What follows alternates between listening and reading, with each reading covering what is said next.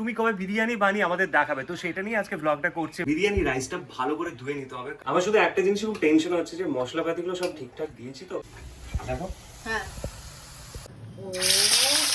হচ্ছে, আমি জানি না কিরকম হয়েছে, কেমন হয়েছে বলো।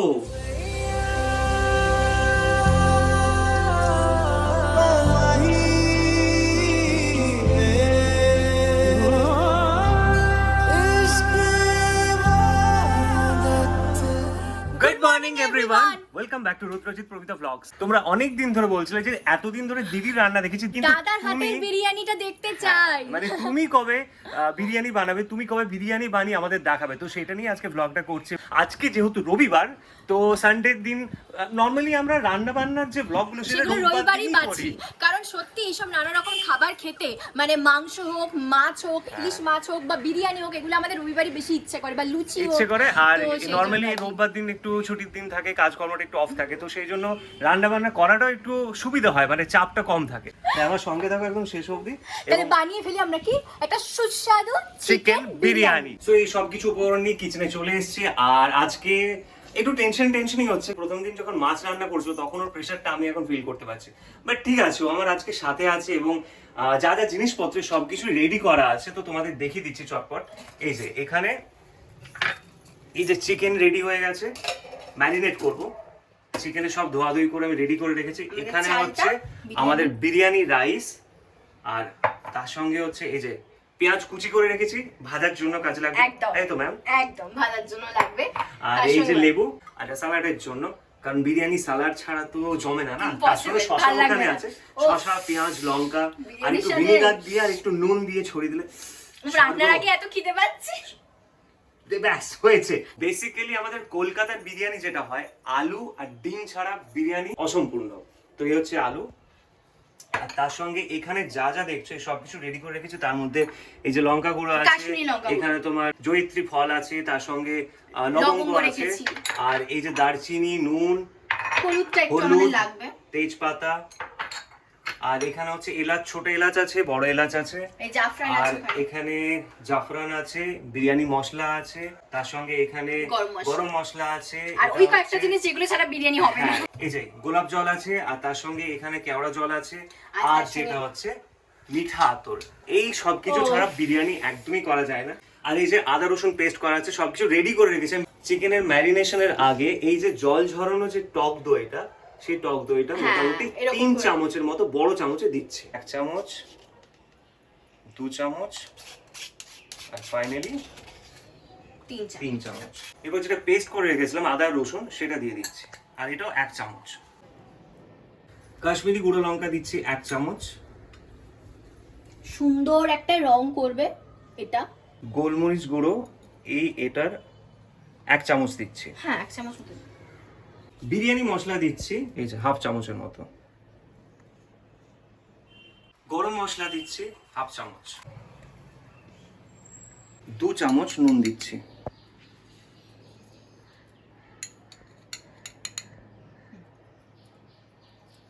নুন, মশলা এইসব জিনিসগুলো না নিজেদের পরিমাণ মতোই আর কি দেওয়াটা ভালো, একটু কম বেশি হয় জিনিসটা।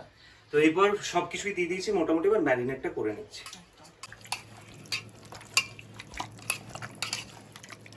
ভালো করে জিনিসটা ম্যারিনেট করতে হবে যাতে সব মশলাপাতি একদম ভেতরে পৌঁছে যায়।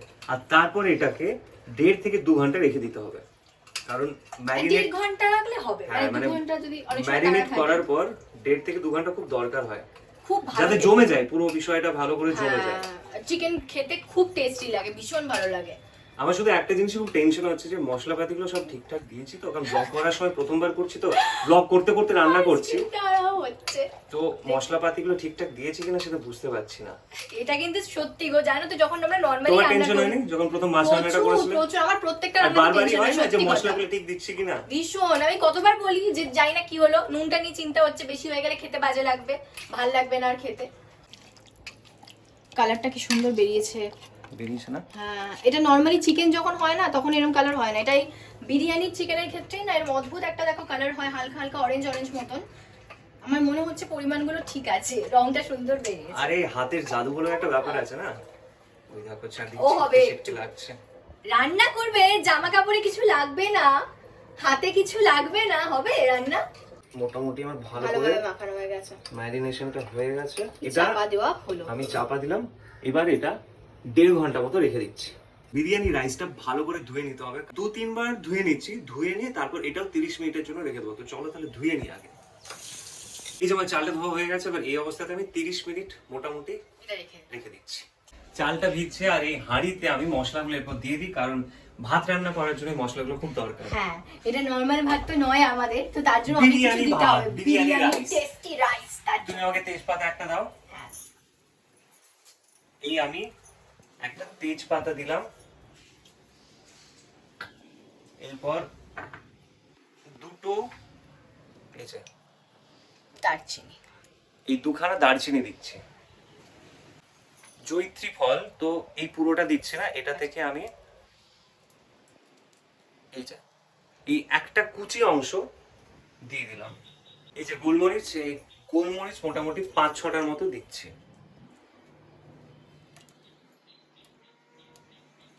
এই যে 6খানা লবঙ্গ দিয়ে দিচ্ছি। ছোট এলাচ 2টো দিলাম, আর বড় এলাচ আমি আধখানা মতো দিলেই এই হাফ দিয়ে দিলাম। তোমরা কতটা নুন খাও কম খাও সেটা তোমাদের উপর ডিপেন্ড করছে, তো সেই জন্য বারবার বলছি পরিমাণ মতো নুন দিচ্ছি। তো আমি এখানে এটা 2 চামচ দিলাম। এই হচ্ছে 1 চামচ, আর এই হচ্ছে আরেক চামচ। আর এই নুনটা দেওয়ার একটা কারণও আছে। কারণ হচ্ছে যে চালটা যখন দেবো আর কি, তো ভাতের সঙ্গে ভালো করে মিশে যাবে, তাতে সুস্বাদু হবে, মানে টেস্টি হবে। এই যে দেখো, এই দেখো 30 মিনিটের পর চালটা দেখো ফুলে উঠেছে, কিরকম ডাবল হয়ে গেছে। বিরিয়ানি চাল আমার জানি না কেন, মানে চিকেন বিরিয়ানি হোক মাটন বিরিয়ানি হোক, বিরিয়ানি চাল আমার মাটন থেকে না চিকেন বিরিয়ানিটা একটু বেশি ভালো লাগে। আমার তো চিকেন প্রিয়। আমরা পুরো চালটা দিয়ে দিয়েছি। এই যে আমাদের বিরিয়ানির চাল দিয়ে দিয়েছি, আর তার সঙ্গে দেখো যে মশলাগুলো আছে কি সুন্দর দেখতে লাগছে। আমরা কিন্তু ভাতটা পুরোটা রান্না করব না, মানে 80% এর মতো রান্না করব। তার লেবুটা দিয়ে দিলে কি হয়, যেটা আমি দেখেছি, মানে এর আগে যে বিরিয়ানির রান্নাগুলো করেছি, রাইসটা না মানে গোটা গোটা থাকে, মানে যেটা বিরিয়ানি দেখবে যদি একটু ঘেটে যায়, নরম হয়ে যায়, ভালো লাগে না। ঝুরঝুরে যত থাকে, যত ঝুরঝুরে থাকে তত সুন্দর লাগে। তো লেবুটা দিয়ে দিলে ভাতটা লেগে থাকবে না, ঝরঝুরে হবে। তো আমি লেবুটা দিয়ে দিচ্ছি। এরপর যেটা আমি করছি, তুমি আমি দেখছি দেখো, ঠিক আছে? মোটামুটি 80% এর মতো হবে। হ্যাঁ হ্যাঁ। আমি এর মধ্যে আচ্ছা ফ্লেমটা পুরো হাই করে দিচ্ছি এখন। ফ্লেমটা এখন হাই করা আছে। এই হাই করা অবস্থাতে 80% এর মতো চালটা, মানে আমাদের ভাত রান্নাটা হবে। এরপর যেটা আমি করবো সেটা হচ্ছে এই যে পেঁয়াজ কুচি করে রেখেছিলাম, পেঁয়াজ কুচি করে এই যে আমার যে পেঁয়াজ কুচি করা ছিল, এটাতে মোটামুটি এবার তেল দিয়ে আমি পেঁয়াজটা ভেজে নিচ্ছি। কারণ তেলের পরিমাণটা খুব দরকার, যেহেতু এটাতে পেঁয়াজটা ভাজবো, আর তার সঙ্গে এখানে এই তেলে আমি চিকেন ভাজবো, আর তার সঙ্গে যে আলুটা আছে আলুটা ভাজবো। পেঁয়াজটা ভাজা হলে না যে গন্ধটা বেরোবে আরো।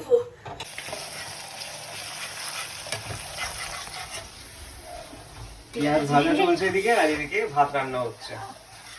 আমার মনে হচ্ছে এইদিকে আমাদের ভাত হয়ে গেছে। তুমি এবার এটা ফ্লেমটা বন্ধ করো, কারণ এবারে না হলে বেশি হয়ে যাবে। 80% ভাত হয়ে গেছে। এবার ফ্লেমটা অফ করে দিলাম। ভাতের যে মাড়টা আছে সেই মাড়টা এবার ফেলে দেবো। তার আগে পেঁয়াজটা আমি রেডি করে নিচ্ছি। আমি যখন পেঁয়াজটা করি তখন ভাতটা ফ্যানটা গেলে দাও। এই সাইডে রাখছি, ঠিক আছে? হ্যাঁ, ঝুরঝুরি হয়েছে তো ভালো। হ্যাঁ, এই দেখো দেখো না, দেখো। হ্যাঁ, ওহো অসাধারণ। এই যে যেটা আমরা বলছিলাম যে বেরেস্তার জন্য আমাদের পেঁয়াজ রেডি হয়ে গেছে, হালকা ব্রাউন। আচ্ছা, রাইসটা আমি আপাতত এখানে রেখে দিচ্ছি।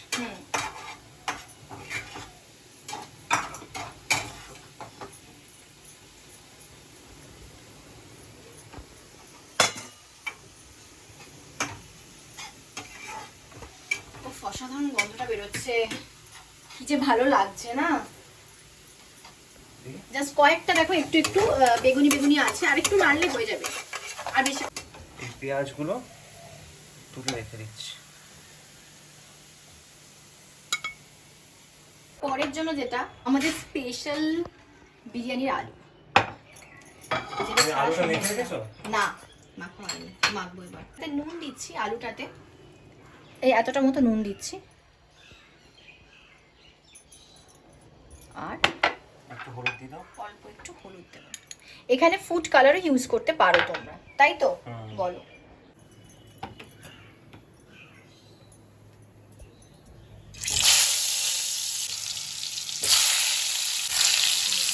ফ্লেমটাকে মিডিয়াম রেখে 2-3 মিনিটের জন্য আলুটা ভেজে নিচ্ছি। রেস্টে কি গো রেস্টে? হ্যাঁ, গরম লাগছে না একটু একটু? গরম একটু একটু না, গরম ভালোই লাগছে। আর আজকে না হ্যাপি যে মাঝে মাঝে বৃষ্টি হচ্ছে কিন্তু রোদটাও উঠছে, আর বেশি বৃষ্টি ভালো লাগছে না। এবার মনে হচ্ছে বর্ষাকালটা যাক, এবার একটু রোদ ঝলমলে পুজো আসছে, এবার শরৎকালের আকাশটা দেখতে পাই, এবার এটাই ইচ্ছা করছে, আর বৃষ্টি ভালো লাগছে না। শরৎকালের আকাশ অলরেডি হয়ে গেছে, দেখো একটু একটু বৃষ্টিটা থেমে যাচ্ছে, আকাশটা দেখো ওপর। আলুটা আরেকটু হবে, শক্ত আছে।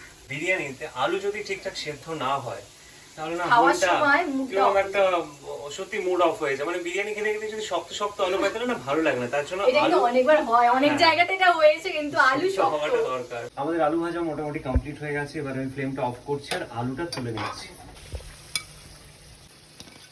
এরপর যেটা আমার সব থেকে পছন্দের জিনিস সেটা হচ্ছে চিকেন। চিকেনটা মোটামুটি 1.5 ঘন্টার মতো হয়ে গেছে, সুন্দরভাবে ম্যারিনেট করেছিলাম। এই যে তেলটা আছে এই তেলটাতে চিকেনটা দিয়ে দেবো, আর তার আগে কিছু মশলা আছে সেই মশলাগুলো দিয়ে দিচ্ছি।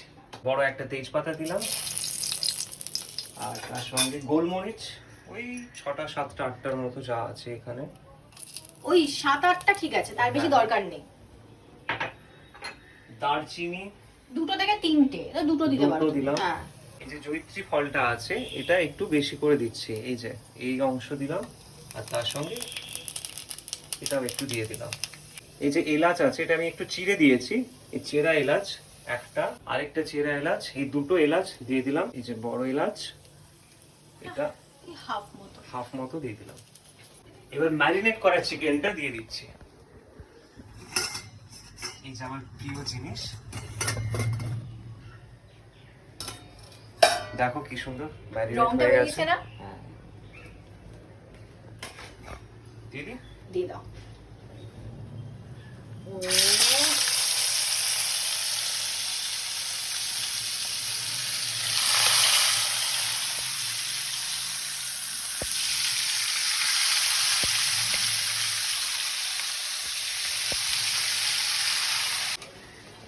আচ্ছা, এই যে চিকেনটা এখন দিলাম, এটা 4 থেকে 5 মিনিটের মতো হাই ফ্লেমে রেখে ভাজতে হবে।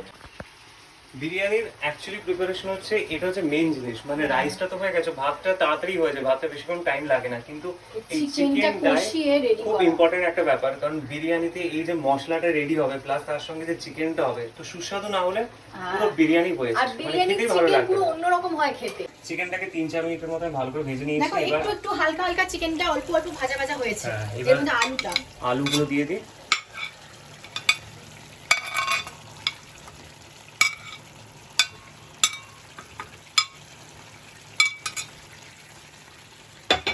আমার আলু দেওয়া হয়ে গেছে। এরপর যেটা তুমি গরম জল করে রেখেছো সেটা একটু দাও, 2 কাপের মতো গরম জল দেবো। মোটামুটি আমার যেহেতু কাপটা একটু বড় আছে তাই এই হাফের একটু কম জল নিয়েছি, এই দিলাম। এই যে জলটা আছে আর একটু কম জল নিলাম, তো এই জলটাও দিয়ে দিচ্ছি।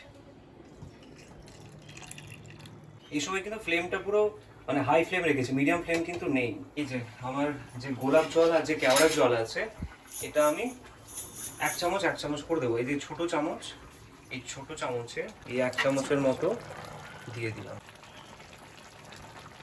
দেখবি চিকেনটা রান্না হতে হতে না একবার টকবক টকবক করে ফুট ধরবে, আর এক সুন্দর গন্ধ বেরোবে। তো যখন এই টকবক টকবক করে ফুটবে তারপরেই মোটামুটি এটা চাপা দিয়ে দেবে। তো এবার আমি হয়ে গেছে, আর একটু নেড়ে নিচ্ছি, চাপা দিয়ে দেবো। এবার আমি লো ফ্লেম করে 20 মিনিটের জন্য চাপা দিয়ে দিলাম, ততক্ষণ আমার চিকেনটা রেডি হয়ে যাবে। আলুর সঙ্গে ডিম আর বিরিয়ানি এটা তো দরকারি, ডিম ছাড়া অসম্পূর্ণ। ডিম আর আলু, তো ডিমটা আমি সেদ্ধ হতে দিয়ে দিচ্ছি, কারণ চিকেনটা রেডি হয়ে যাবে ততক্ষণ আমার ডিমটা হয়ে যাবে। তো ডিমটা আমি বসিয়ে দিলাম। আমাদের 20 মিনিট হয়ে গেছে চিকেনটার জন্য। আমি প্রচন্ড এক্সাইটেড যে কিরকম হয়েছে আজকে, মানে গন্ধটা এত ভালো বেরোচ্ছে। তো চলো চিকেনটা খুলি।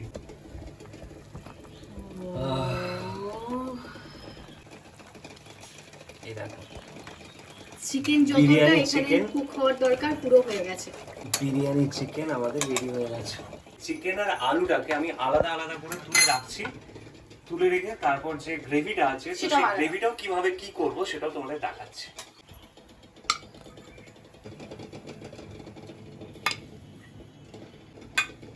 এই চিকেন আর আলুটা আমি তুলে রাখলাম। এরপর যেটা আমার বাকি গ্রেভিটা আছে, এই গ্রেভিটা যেটা আমি করবো এরপর সেটা হচ্ছে আমি এই গ্রেভিটা ঢেলে দিচ্ছি এটাতে।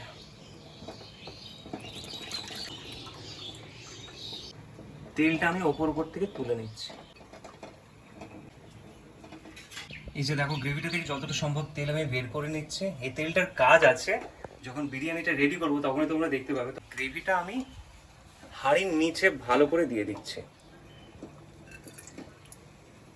এই গ্রেভি দেওয়ার কারণ হচ্ছে আমি যে রাইসটা দেবো মানে যে ভাতটা দেবো না, সেই ভাতটা না হাঁড়ির সাথে লেগে থাকবে না, ধরে যাবে না। অনেকেই ভয় পায় যে বিরিয়ানির চালটা নিচে ধরে যায়। তো এটা কিন্তু একটা খুব ভালো টেকনিক, ভালো পদ্ধতি যে এই গ্রেভিটা তুমি যদি একদম নিচে দাও তাহলে চালটা কখনো ধরবে না।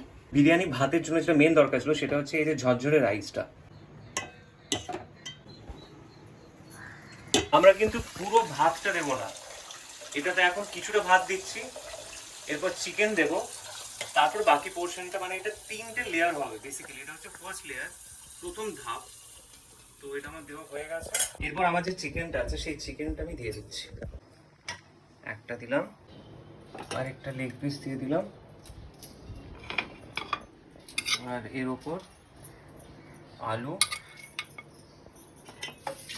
হাফ চামচ বিরিয়ানি মশলা আমি ছড়িয়ে দিলাম, আর তার সঙ্গে বেরেস্তা মানে আমাদের পেঁয়াজ ভাজাটা এটাও ওপর ছড়িয়ে দিচ্ছি। দুটো ডিমের মধ্যে একটা ডিম দিয়ে দিচ্ছি, একটা ডিম দিয়ে দিচ্ছি ভেতরে। এবার আমি বাকি রাইসটা যেটা আছে সেটা দিয়ে দিচ্ছি। এই যে আমার সেকেন্ড যে লেয়ারটা, এই লেয়ারটা রেডি হয়ে গেল। এরপর আমি বাকি যে চিকেনটা আছে আর তার সঙ্গে আলু আছে এটাও দিয়ে দিচ্ছি।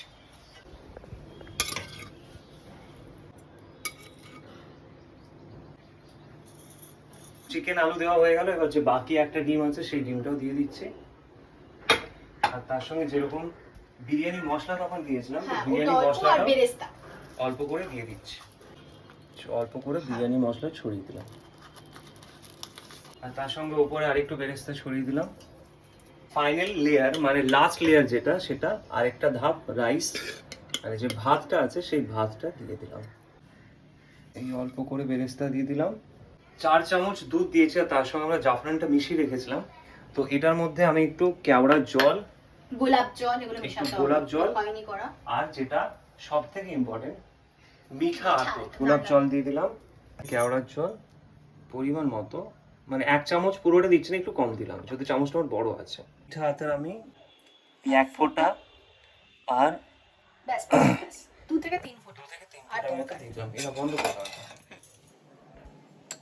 এই যে তেলটা আমি ছেঁকে নিয়েছিলাম তখন, সেই তেলটা আমি দেওয়ার টেকনিক আছে, একটুখানি গ্যাপ দিয়ে দিয়ে গোল করে করে দিতে হয়।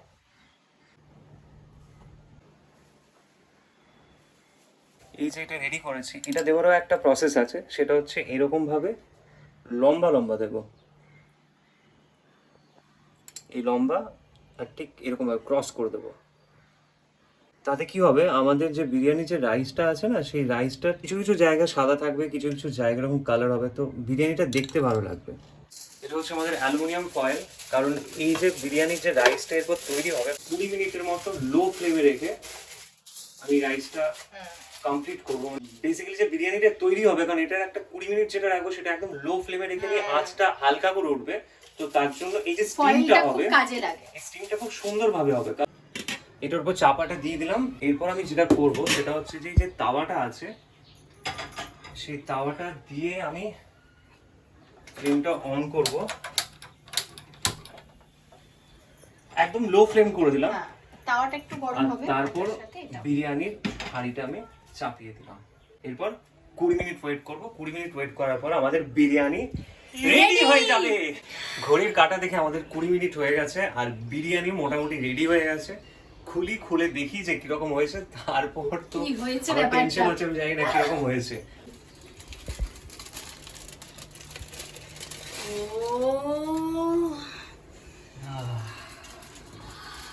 দুর্দান্ত হয়েছে গো। মানে অসাধারণ গন্ধতেই পেট পুরো আমার ভর্তি।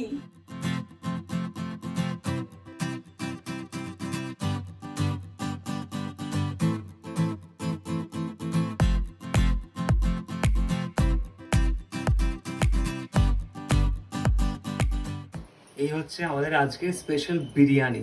ঠিক দোকানে যেরকম রান্না করে দেখো, ঠিক সেরকম বিরিয়ানি বানিয়েছে। তোমরা বারবার বলছিলে, অনেকদিন ধরে বলছিলে যে কবে বিরিয়ানি বানাবো, কবে বিরিয়ানি বানাবো, তো ফাইনালি দেখো তোমাদের জন্য আজকে বিরিয়ানি আমি বানিয়ে ফেললাম। তুমি খেয়ে বলো কেমন হয়েছে। দাঁড়াও টেস্ট করে কেমন হয়েছে, কেমন হয়েছে, কেমন হয়েছে বলো। অসাধারণ, খেয়ে দেখো, খুব খুব ভালো হয়েছে, প্রচন্ড ভালো হয়েছে, খেয়ে দেখো। চিকেনটা না একদম অ্যাপ্রোপ্রিয়েট পুরো বিরিয়ানি appropriate হয়েছে, লাগছে, খুব ভালো লাগছে। প্রপার বিরিয়ানি হয়েছে। সো ফাইনালি আমরা তাহলে আমাদের আজকের চিকেন বিরিয়ানি ব্লগটা এখানে শেষ করছি। আশা করছি তোমাদের খুব ভালো লাগবে, এবং তোমরা অবশ্যই জানিও কিন্তু কমেন্ট করে যে আমি যে বিরিয়ানিটার যে রেসিপিটা যেভাবে বানিয়েছি তোমাদের কিরকম লাগলো, কারণ তোমরা অনেকদিন ধরে বলছিলে যে আমার হাতে বানানো বিরিয়ানি দেখতে চাও। তো ফাইনালি বানালাম, তোমাদের জন্যই বানিয়েছি, স্পেশালি তোমাদের জন্য বানিয়েছি। প্লিজ জানাতে ভুলো না, এবং এই ভিডিওটা যদি ভালো লেগে থাকে তোমাদের, তাহলে প্লিজ লাইক, শেয়ার এবং সাবস্ক্রাইব করে দিও। আর তাড়াতাড়ি দেখা হচ্ছে পরের ব্লগে, খুব তাড়াতাড়ি।